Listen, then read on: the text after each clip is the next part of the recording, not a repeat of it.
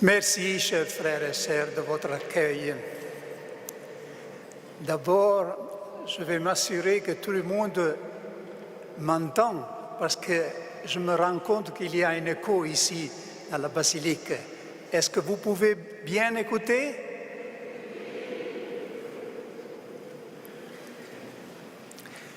Ce sera une matinée passée avec le Christ et avec la Sainte Vierge, sous le regard du Père. Ce ne sera pas seulement une lection, un enseignement, ça doit être une expérience de notre filialité et de la paternité de Dieu. Le Notre Père est un des plus beaux cadeaux que le Christ ait laissé à l'humanité. Elle est la mère de toutes les prières chrétiennes.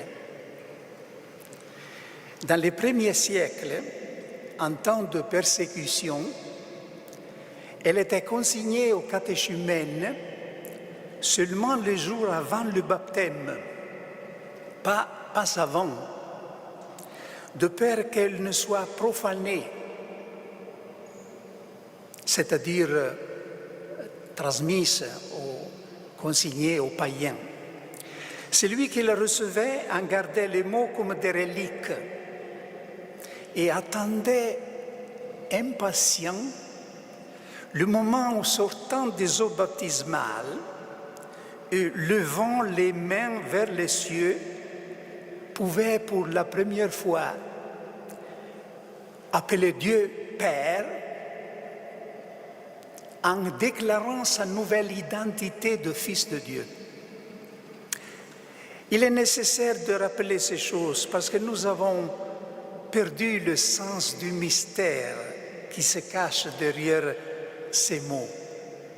Nous devons racheter le Notre Père de l'habitude qui le couvre comme d'une couche isolante. La liturgie nous donne l'exemple de cette vénération pour la prière du Seigneur en la plaçant dans les moments les plus solennels de ces célébrations. Le Notre Père est né de la prière même de Jésus. Un jour que Jésus priait, en le voyant prier, les disciples lui dirent « Apprends-nous à prier », parce qu'ils se rendaient compte qu'ils ne savaient pas prier. Seulement en regardant le Christ priant, ils se rendaient compte qu'est-ce que c'est que la vraie prière. Et Jésus, comme leur donnant sa propre prière, leur dit « Quand vous priez, vous dites « Notre Père qui es aux cieux », etc. C'est ainsi que doit être vu le Notre Père, comme la prière de Jésus qui se répand dans son corps mystique, qui descend de la tête au corps. En la prononçant, nous sommes entraînés dans le même élan de confiance, de louange, de tendresse et d'amour pour le Père qui remplissait le cœur humain du Christ. Cela ressort de ce que saint Paul nous dit en Galates 4, 6 et puis dans la lettre aux Romains aussi.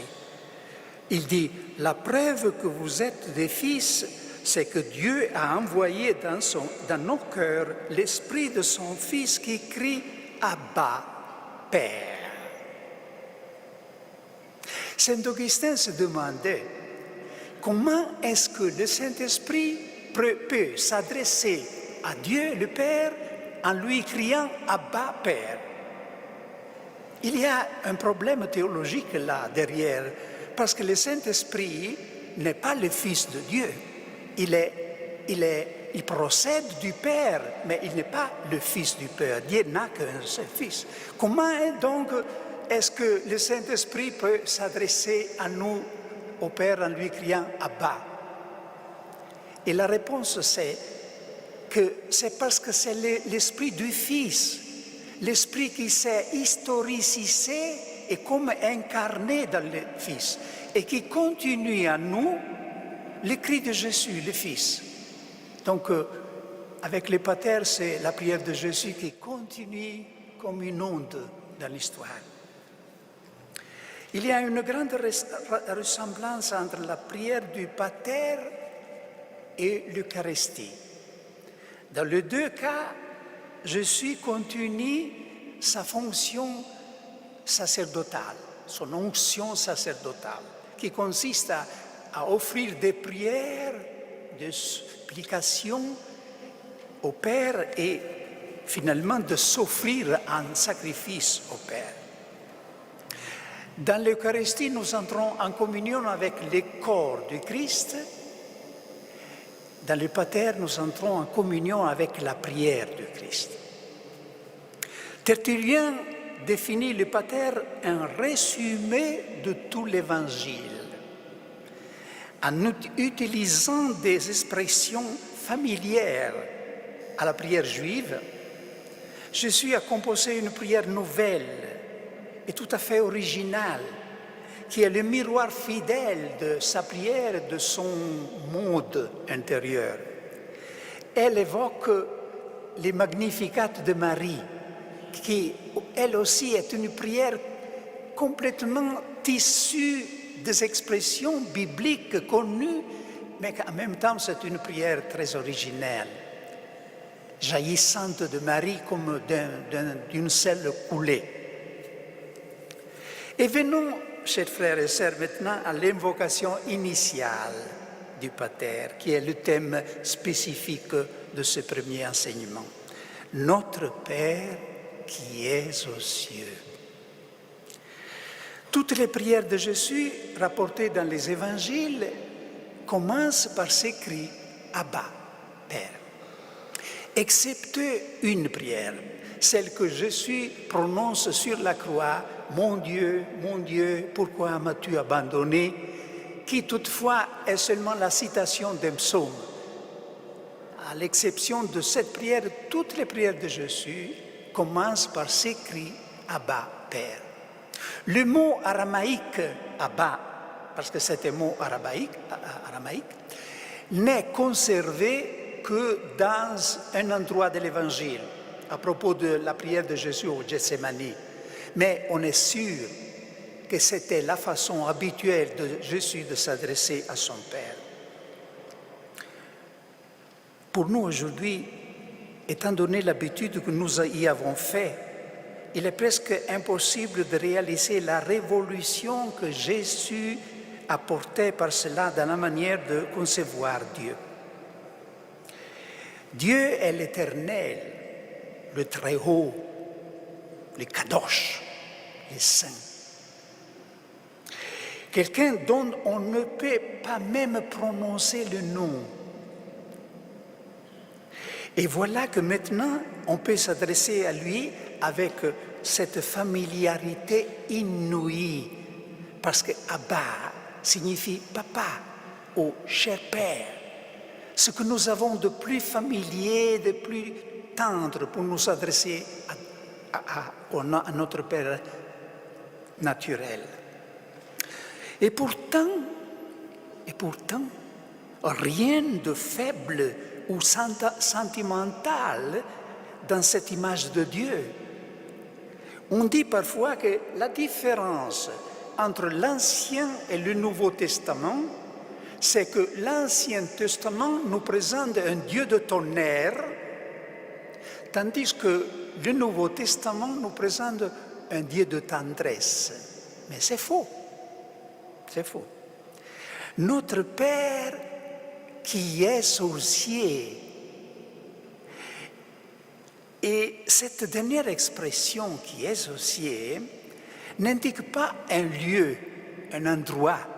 Dieu n'a pas d'endroit, évidemment, n'est pas confiné dans un endroit. L'expression indique un état, une manière d'être. Elle signifie que Dieu est le Très-Haut, le totalement autre, éloigné de nous comme le ciel est éloigné de la terre.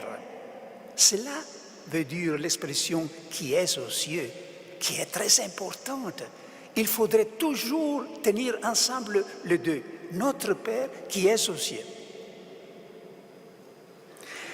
Quelle est alors la nouveauté apportée par Jésus?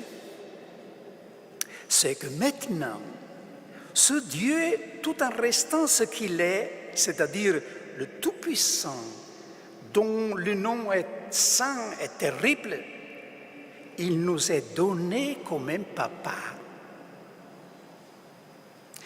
Un fils ne veut pas un papa qui soit seulement bon. Il a besoin d'un papa qui soit aussi fort, sûr, pour le protéger. Et tel est le Père que Jésus nous a révélé. L'Église a repris cette idée de Dieu, ces mystères fascinants et terribles, comme on dit ceux qui étudient la phénoménologie religieuse. Et il a repris cette idée de Dieu en la plaçant tout au commencement de son credo. Je crois en Dieu le Père Tout-Puissant. Père, mais Tout-Puissant. Tout-Puissant, mais Père. C'est formidable le contenu de cette expression au commencement du credo. Je crois en Dieu le Père Tout-Puissant. Père Tout-Puissant. Le moment est venu maintenant, chers frères et sœurs, de nous poser des questions à propos du Père. Jusqu'à il y a peu de temps, on avait coutume de dire que le Saint-Esprit était le grand inconnu parmi les trois personnes de la Trinité. On ne peut plus le dire. Dans les siècles qui viennent de s'écouler, le Saint-Esprit s'est fait présent à l'Église d'une manière forte. D'abord dans le Concile Vatican II, et puis dans l'Église catholique avec le renouveau charismatique et d'autres mouvements qui manifestent, qui sont des signes d'un nouveau printemps de l'Église, dit Jean-Paul II. Donc, on ne peut plus dire que le Saint-Esprit soit le grand inconnu dans la Trinité. C'est le Père maintenant qui est le grand inconnu, et même plus qu'inconnu, refusé. Certaines causes de ce refus sont d'ordre pratique et personnel. L'expérience d'un père humain autoritaire et violent, par exemple, ou au contraire, un père trop faible et absent de la famille. Parfois, paradoxalement, la cause peut être aussi l'absence de père, le fait de ne pas avoir connu son père. J'ai écouté une fois le témoignage d'une jeune fille. Elle n'avait pas connu son père, qui était mort dans son enfance. Et pourtant, elle avouait avoir beaucoup de difficultés à se relater à Dieu le Père. Et en réfléchissant, elle arriva à la découverte de la raison de ça. Et lorsqu'elle faisait quelque chose de mauvais, la mère était toujours là pour lui dire « Ah, si ton père était là, si ton père vivait, tu n'aurais pas fait ça, tu n'aurais pas parlé comme ça. » Elle avait fini pour se faire l'idée qu'un père, c'est quelqu'un qui toujours te reproche et qui toujours t'empêche de faire les choses que tu aimes. Et elle avait fini par refuser même l'idée d'un Père céleste. Autres causes sont d'ordre théorique, culturel et universel. Et nous, chrétiens, nous devons les connaître si nous voulons aider le monde sécularisé à retrouver l'essence religieuse de la vie. Nous, les premiers, devons avoir ce sens religieux, cette relation avec le Père bien claire en nous. Donc, quelles seraient ces causes culturelles du refus du Père? L'homme moderne revendique une autonomie absolue Et étant donné que Dieu Père se présente comme le principe même et la source de toute autorité, il ne restait plus qu'à le nier. C'est ce qui est arrivé. Karl Marx disait « La racine de l'homme, c'est l'homme lui-même. Il n'y a pas d'autre racine. » Et Jean-Paul Sartre d'ajouter « Si Dieu existe, l'homme n'est rien. Donc il faut qu'il n'existe pas. » En français, Jacques Prévert pousse son refus aux limites du blasphème en disant, et je m'excuse de citer cette phrase dans un commentaire du Pater, en disant « Notre Père qui êtes aux cieux, restez-y. »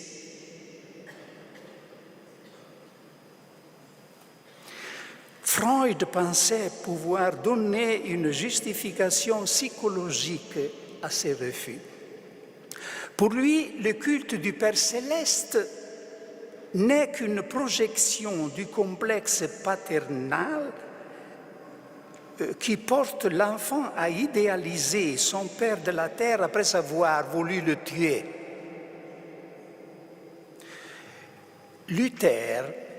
Martin Luther, a apporté, à mon avis, une raison bien plus profonde et convaincante du refus de Dieu le Père.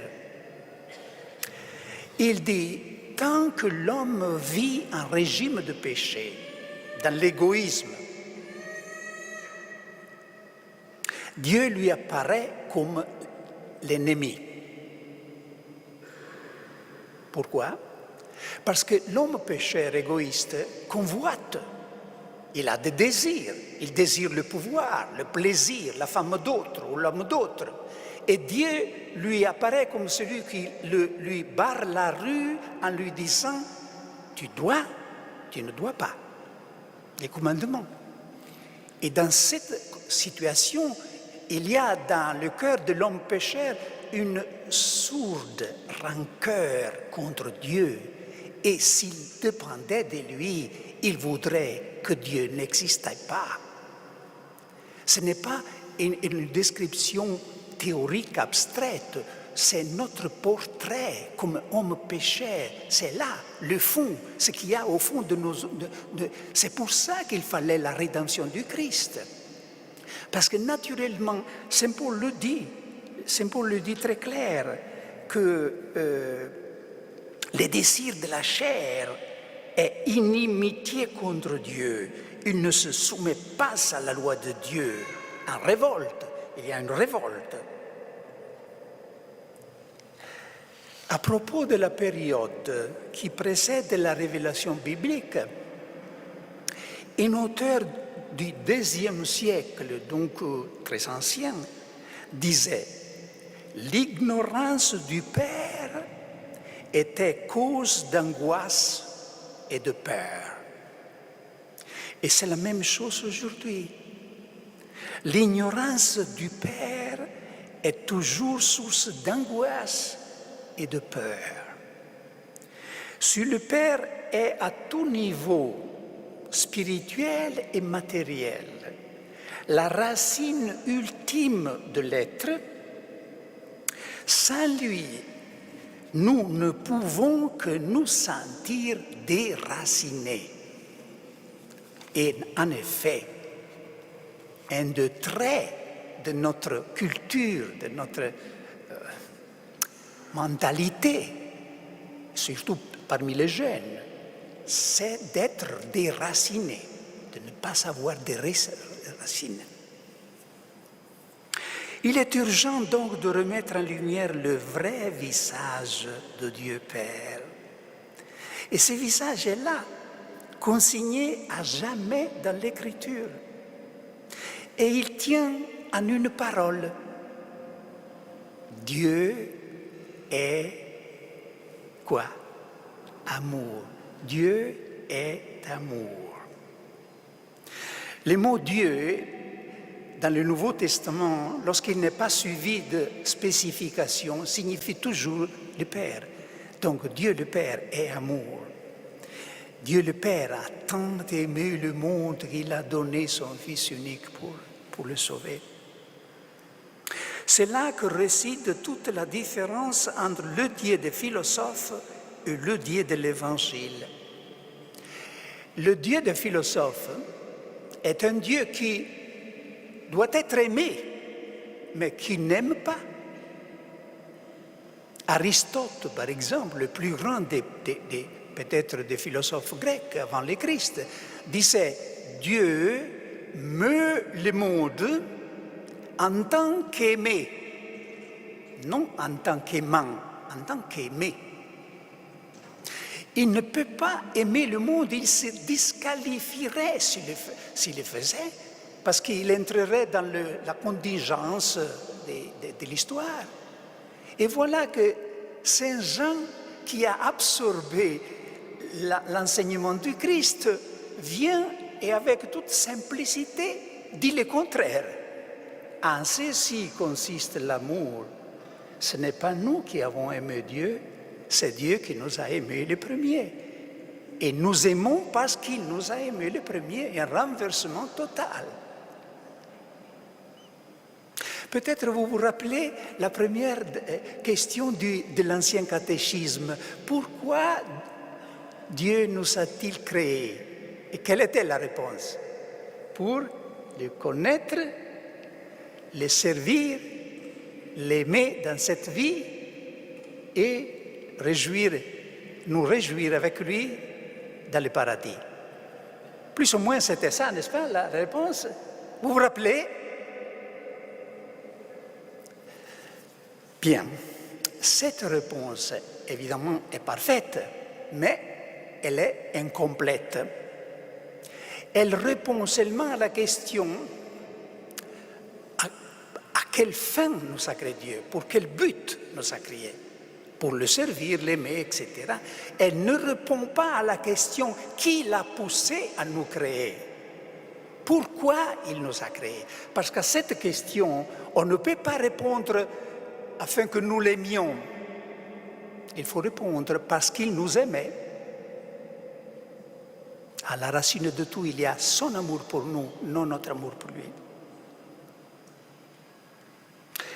La chose vraiment importante, a dit un philosophe, Kierkegaard, n'est pas de savoir si Dieu existe. Imaginez, il y a quelque chose de plus important que ça. La chose la plus importante n'est pas de savoir si Dieu existe, c'est de savoir s'il est amour. Et c'est vrai. Un Dieu qui, par hypothèse, ne nous aimait pas, nous ferait plus peur que confiance. Et en effet, on connaît des cas, les divinités étrusques, par exemple, en Italie, avant l'Empire romain, il y avait les Étrusques. Ils avaient des divinités qui faisaient peur. Et il fallait toujours les plaquer. Les divinités des Aztèques au Mexique aussi étaient terribles, cruelles. Un Dieu qui ne serait pas amour serait cause d'angoisse plus que de confiance. C'est là où réside l'originalité et la nouveauté du christianisme. C'est ça. Dans toute religion et dans chaque philosophie religieuse, on commence en disant aux gens ce qu'ils doivent faire pour se sauver. Ça peut être des œuvres de mortification, des aumônes, ou bien de spéculations intellectuelles, philosophiques. Mais toujours, le schéma est, si tu fais ça, si tu parcours ce chemin, tu arriveras au salut ou à l'illumination. le christianisme ne commence pas en disant aux gens ce qu'ils doivent faire. Non, il commence en leur disant ce que Dieu a fait pour eux. Donc le christianisme, c'est la religion de la grâce. Évidemment, il y a le commandement, tu dois aimer ton Dieu avec toute ta force. Oui, mais l'ordre des commandements n'est pas le premier niveau, c'est le deuxième. Plus haut que le niveau des commandements, il y a le niveau du don, de la grâce. Et le commandement descend précisément du don.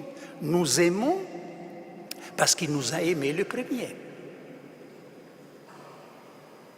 Un écrivain anglais, qui est connu d'ailleurs un peu partout, mais surtout dans le monde anglais, Lewis, Clive Staple Lewis, son nom complet. C'est l'auteur plus connu et plus lu dans le monde, parmi les chrétiens de langue anglaise. Et c'est l'auteur aussi de Narnia, des histoires de fantasy qui sont passées sur les écrans. Mais il a écrit un livre, un roman qui est très intéressant, et peut-être quelqu'un de vous l'a lu. Il s'appelle « La tactique du diable ». La tactique du diable. Et c'est très drôle l'intrigue de ce roman. Il y a en Londres un jeune homme qui vient de se convertir et de reprendre la pratique religieuse. Un petit diable lui est posé à côté pour évidemment le séduire et le détourner de sa décision. Mais comme c'est un jeune diable qui n'est pas très expérimenté, il se tient en contact avec un diable de l'enfer qui est comme un maître de novice bien expérimenté. Alors, il lui écrit des lettres pour lui dire à chaque situation ce qu'il faut faire pour détourner ce jeune homme-là. C'est un traité de vices et de vertus merveilleux, d'une modernité, d'une psychologie merveilleuse. Seulement, il faut lire à l'envers. Tout ce que le diable suggère, il faut faire exactement le contraire. Non? Eh bien, ça me vient à la pensée maintenant, parce qu'à un certain moment, l'auteur nous prend et nous fait descendre à l'enfer et nous fait assister aux propos que les démons échangent entre eux. Et ils disent pratiquement ceci. Comment est-ce que Dieu peut aimer ces misérables créatures qui sont les hommes? Ça ne peut pas être. Il doit y avoir un truc. Et nous ne sommes pas arrivés à le découvrir, mais nous y arriverons parce que ça, c'est pas possible. Notre Père, c'est ainsi qu'il nomme le diable, notre Père s'est révolté précisément au commencement à cette idée que Dieu aimait les hommes. Et il l'a fait sans les consulter.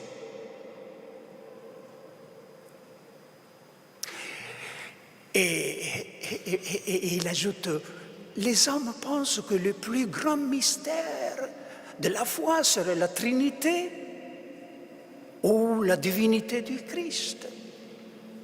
Les fous, ils ne savent pas, les imbéciles, que le vrai mystère, le fond du mystère, c'est que Dieu aime les hommes. Et, chers frères et sœurs, je crois que pour une fois, les démons ont raison. Ça, c'est le mystère. Ça, c'est le mystère qui nous remplit de joie, évidemment. À eux, il les remplit de rage, à nous, il nous remplit de joie. Cet amour du Père, faisons un pas en avant si vous n'êtes déjà très fatigué. Êtes-vous très fatigué? Et armez-vous de patience parce qu'il y a encore du chemin à faire. Hein? Cet amour du Père a été répandu dans nos cœurs par qui? Vous devrez le savoir. Par le Saint-Esprit qui nous a été donné. Souvent, lorsque je parle, j'aime que l'Assemblée s'unisse à moi pour faire résonner ce beau message beaucoup plus fort qu'avec moi. Alors disons, phrase après phrase, dites s'il vous plaît après moi, l'amour de Dieu a été répandu dans nos cœurs par le Saint-Esprit qui nous a été donné.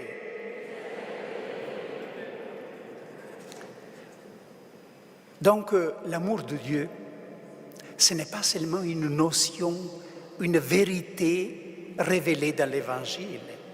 C'est une réalité gravée dans notre cœur.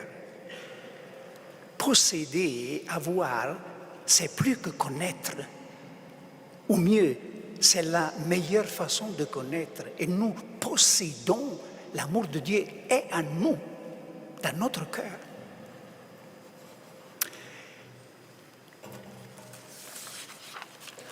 J'ai illustré ci-dessus l'idée de Dieu qui habite le cœur de l'homme pécheur, l'homme vieux.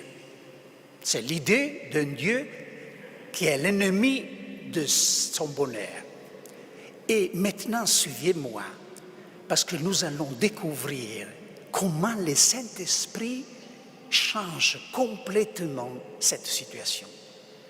Et c'est comme faire un peu une séance de psychoanalyse religieuse, parce que nous creusons dans le fond de notre existence chrétienne.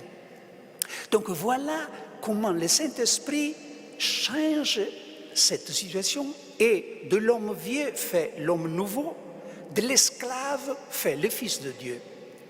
Donc quand le Saint-Esprit vient à nous, d'abord dans les baptêmes, et puis dans chaque moyen de grâce, la parole de Dieu, l'Eucharistie, aussi une retraite, lorsque le Saint-Esprit est accueilli en nous, il commence par nous ouvrir un œil nouveau, par nous donner un regard nouveau sur Dieu, un regard dans lequel Dieu nous apparaît non comme l'ennemi de notre joie, mais comme notre allié, comme quelqu'un qui n'a pas épargné son propre Fils pour nous, qui ne s'est pas épargné son Fils, qui a fait le grand sacrifice de nous donner son Fils.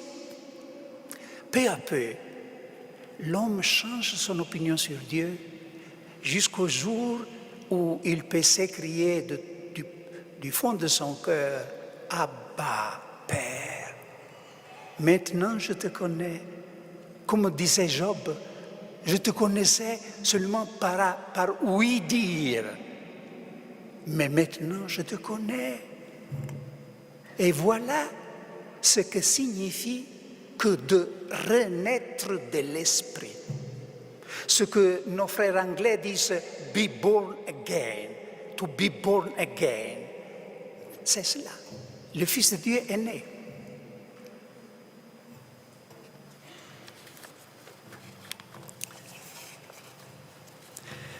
Mais peut-être, chers frères et sœurs,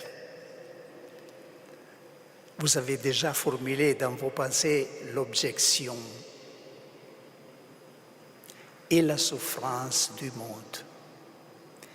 Et cet immense fleuve de larmes et de sang qui traverse l'histoire. Cette objection est devenue particulièrement aiguë après Auschwitz. Toute une littérature est née que l'on pourrait définir comme des processus à Dieu. Où était Dieu pendant ces temps? Combien de fois a-t-on entendu cette question? Il ne s'agit pas que de voix de protestation qui s'élèvent de la littérature ou de la philosophie. C'est l'humanité entière qui, de tous les coins de la terre, crie chaque jour sa souffrance. J'ai lu une fois ce témoignage d'une jeune femme, qui est un témoignage parmi beaucoup d'autres, même plus tragiques. Elle disait « Seigneur, pourquoi m'as-tu condamné à mort? On venait de lui découvrir une maladie incurable. J'ai un mari qui, après 10 ans de mariage, m'aime encore et me le dit. Et des enfants merveilleux. Pourquoi ne pourrais-je pas les voir grandir? Étant une femme de foi, elle se reprend immédiatement et ajoute une phrase d'une autre teneur. Je sais, Seigneur, que ce n'est pas nous qui pouvons décider de la vie et la mort selon notre plaisir, et que l'on ne mesure pas la réussite d'une vie au nombre des années. Mais si tu veux que tout cela descende de la tête au cœur, alors il faut que tu le fasses toi-même. Nous n'y arrivons pas nous-mêmes. Que pourra répondre à cela la foi qui est au banc des accusés? Je crois que face à la souffrance, nous devons, nous les croyants, nous mettre avant tout dans une attitude d'humilité. N'imitons pas les amis de Job, qui à la fin sont désavoués par Dieu lui-même, alors qu'il s'en était fait ses défenseurs. Ne nous répandons pas en explications savantes comme si la souffrance ne recélait aucun mystère pour nous. Il nous faut dire que il faut dire de la souffrance ce que saint Augustin disait de Dieu lui-même. Si tu crois l'avoir compris, alors dis-toi que ce n'est pas lui que tu as compris. Jésus, qui avait bien plus d'explications à donner sur le sujet de la souffrance que nous, se mit à pleurer devant la veuve de Naïm, ainsi que devant les sœurs de Lazare mort. Seulement, après avoir pleuré, il ajoute, avec une autorité divine, « Je suis la résurrection et la vie. Qui croit à moi, même s'il meurt, vivra. » Nous aussi, les chrétiens, après les larmes, ou parmi les larmes, nous pouvons prononcer quelques mots sur la souffrance. Par exemple, que ce n'est pas vrai que l'homme souffre et Dieu ne fait que regarder. Dieu aussi souffre. Ce n'est pas nous qui venons de trouver cette affirmation insolite uniquement pour avoir quelque chose à répondre aux hommes d'aujourd'hui. C'est écrit en toutes lettres dans la Bible, du bout à la fin. Le Dieu de la Bible est un Dieu passionné, plein de pathos. Pathos signifie sentiment, mais aussi passion.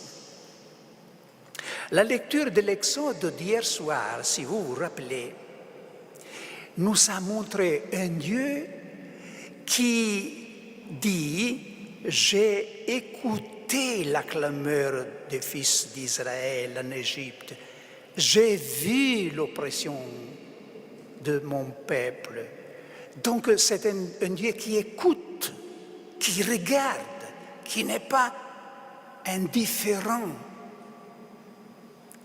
Si cette affirmation que Dieu souffre nous paraît inouïe et fait encore un peu peur à quelqu'un, c'est parce que pendant des siècles, l'idée que nous sommes faite de Dieu, c'était plutôt l'idée des philosophes grecs. Un Dieu impassible. Le mot technique était apathès. Dieu ne peut pas être soumis au changement et à la souffrance. Nous avons oublié la chose la plus importante, que le Dieu chrétien est amour. Tout dépend de ça. Et l'amour est la chose la plus vulnérable qu'il y ait dans le monde. Parce que l'amour, si c'est vrai, authentique doit laisser l'aimer libre de répondre ou refuser. Autrement, c'est violence, ce n'est pas l'amour. Et en laissant libre l'autre de répondre, l'amour s'expose au refus. Et c'est ce qui s'est passé entre l'humanité et Dieu. J'ai engendré des fils et ils m'ont rejeté. C'est le commencement du prophète Isaïe.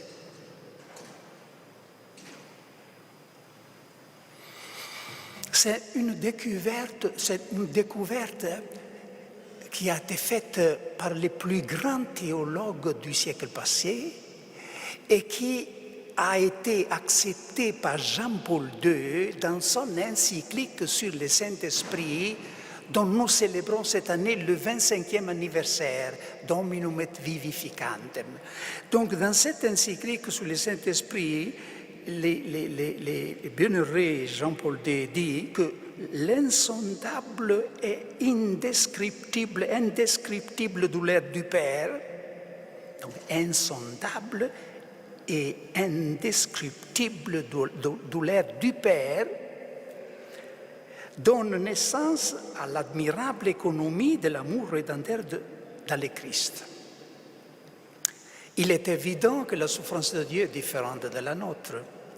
C'est une souffrance libre, qui est un signe de perfection, non un manque de perfection, c'est un signe de perfection. À la question « Où était le Christ lorsque son Fils mourait sur la croix ?» il faut répondre tout simplement, il était là, à la croix. Je ne sais pas si vous avez jamais remarqué, en entrant dans une église ou un musée,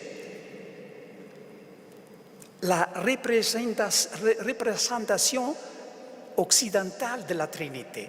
Donc, c'est plus connu maintenant la représentation orthodoxe, orientale. Les 3 anges autour d'une table, vous l'avez présent, n'est-ce pas? Dans la vision occidentale, la Trinité, c'est toujours les 3 personnes divines sur la croix.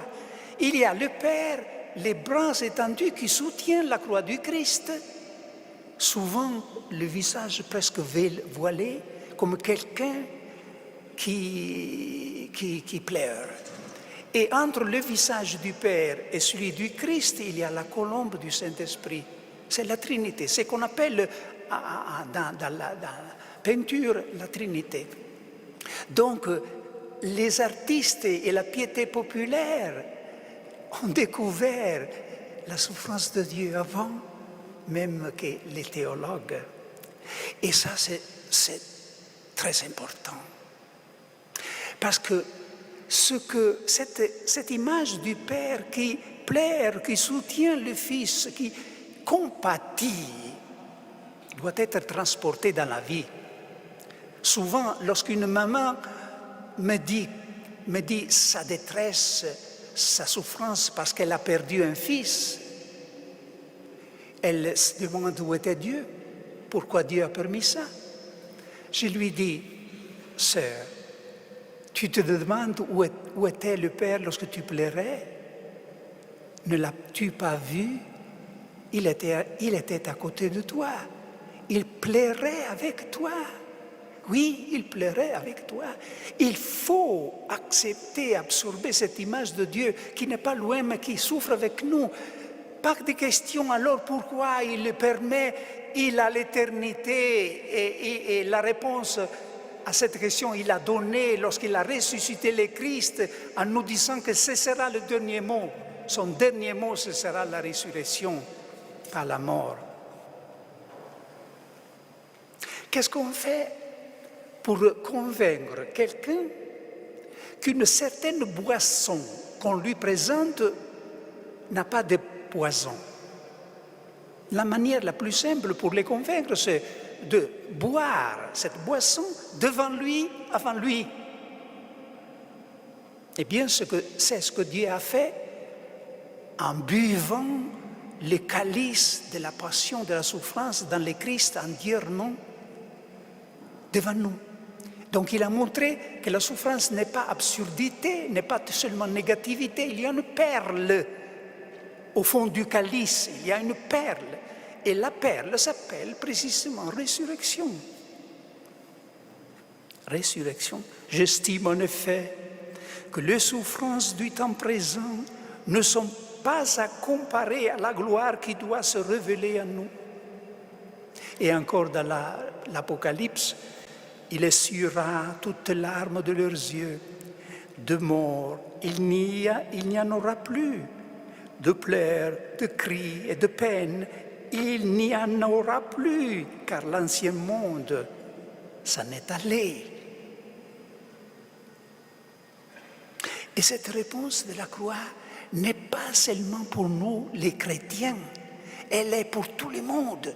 Parce que le Christ est mort pour tous, même pour ceux qui ne le savent pas.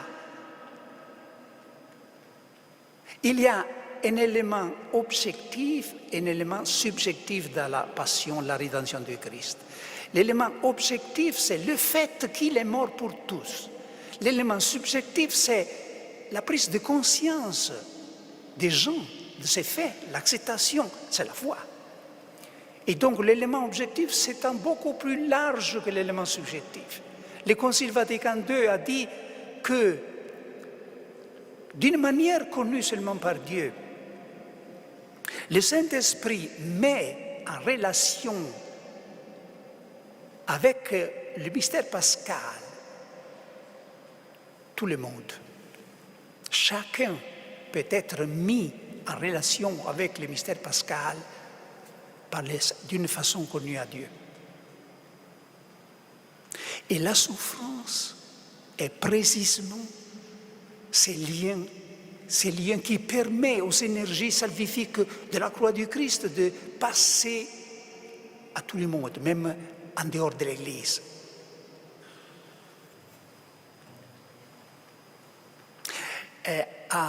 Après son attentat et son long alitement, Jean-Paul II écrit une petite lettre précieuse, Salvifici Doloris.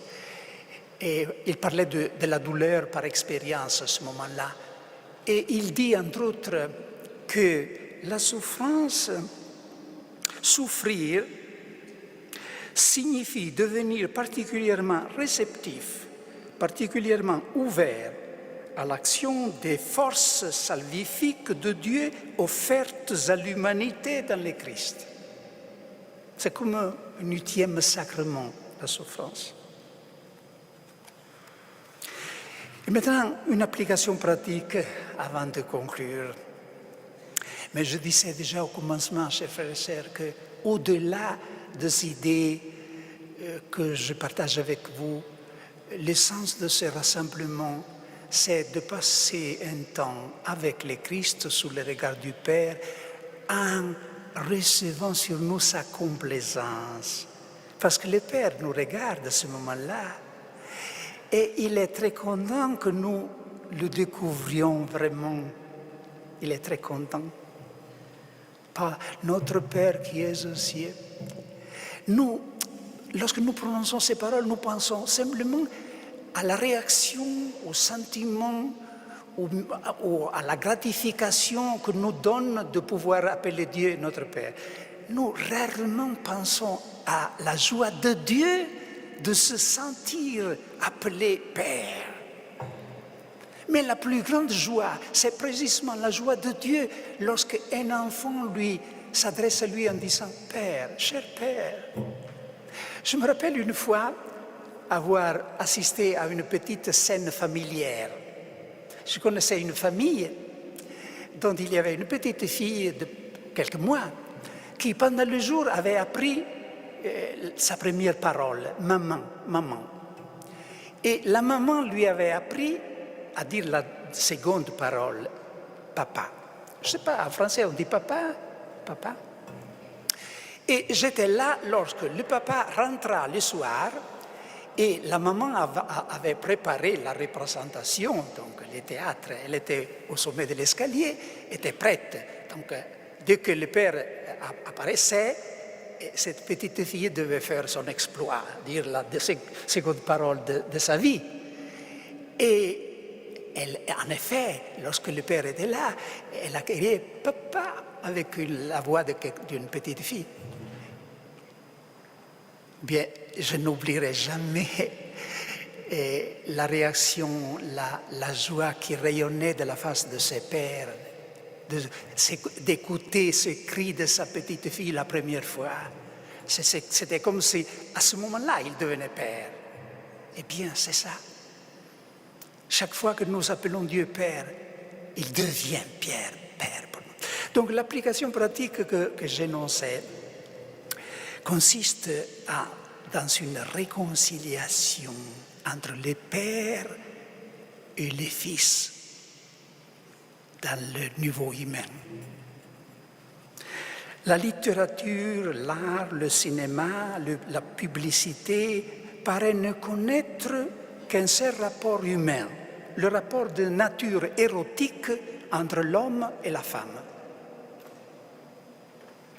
On laisse presque inexploré un autre rapport autant universel et vital, le rapport père-fils.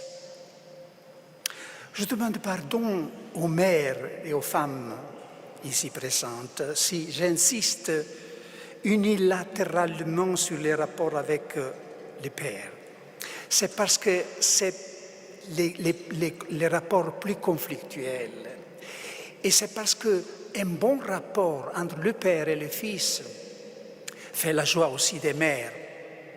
Et elle aussi se réjouit de ces rapports. Si on regarde avec objectivité les cœurs humains, on s'aperçoit qu'un rapport réussi, intense, serein avec ses fils est pour un homme adulte et mûr non moins important et gratifiant que le rapport homme-femme. On sait d'ailleurs combien un rapport pareil est fondamental pour un fils ou une fille. Et le vide affreux créé par son absence. Comme le cancer, d'habitude s'attache aux organes plus délicats de l'homme et de la femme. Ainsi, la puissance destructive du péché et du mal attaque les liens les plus vitaux de l'existence humaine.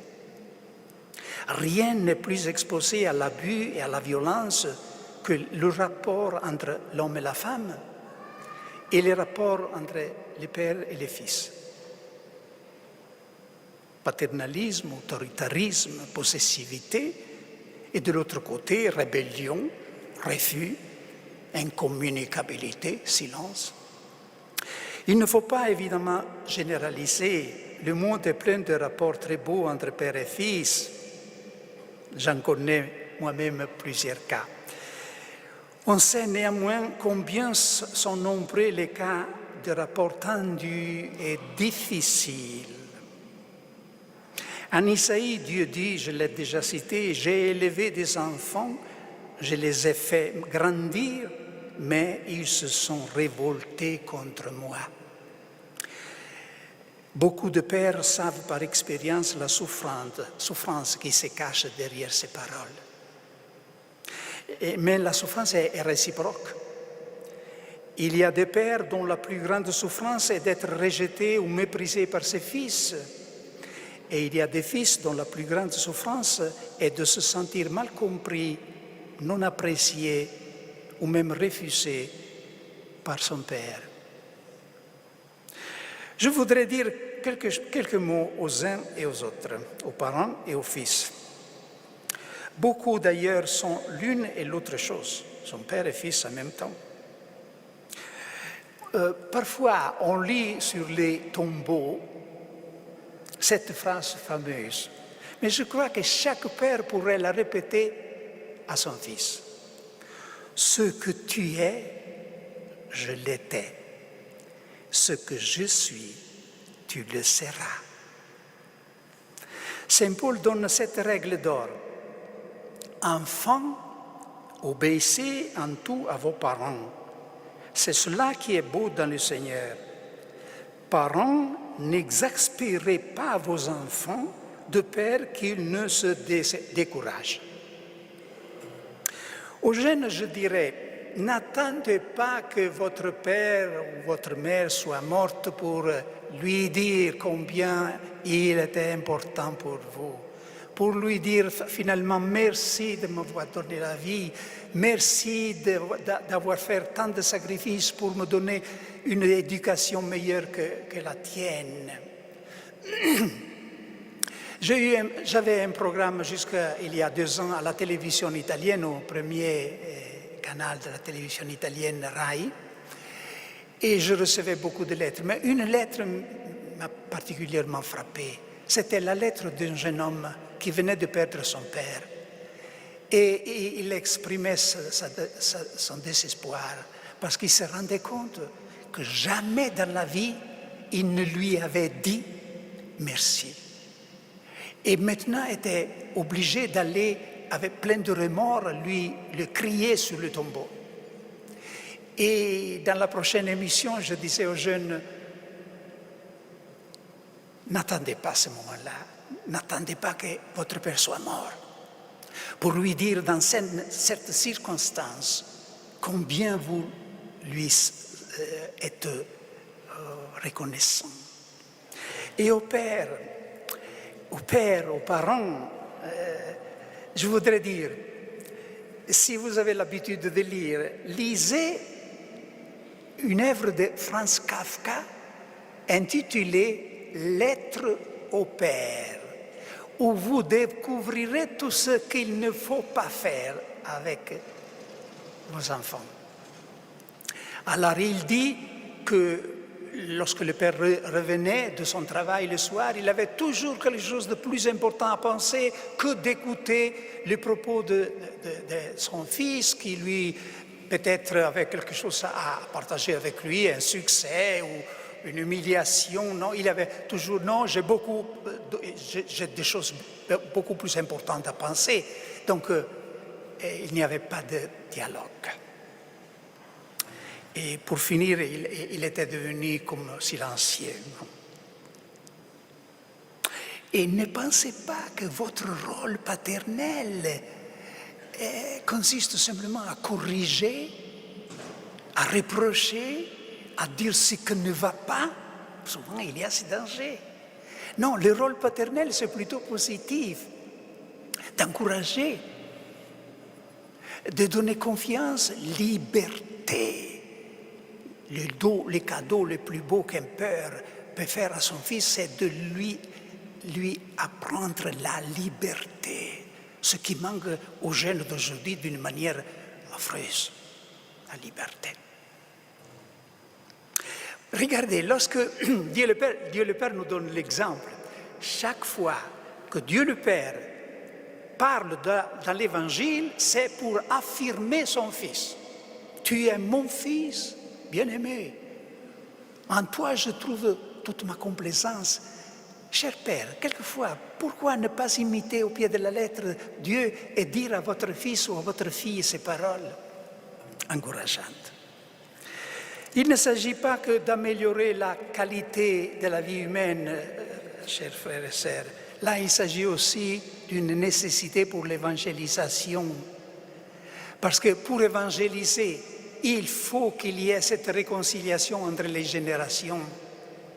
Une des tâches du précurseur Jean-Baptiste, on lit que c'était de ramener le cœur de père vers le fils et le cœur de fils vers le père.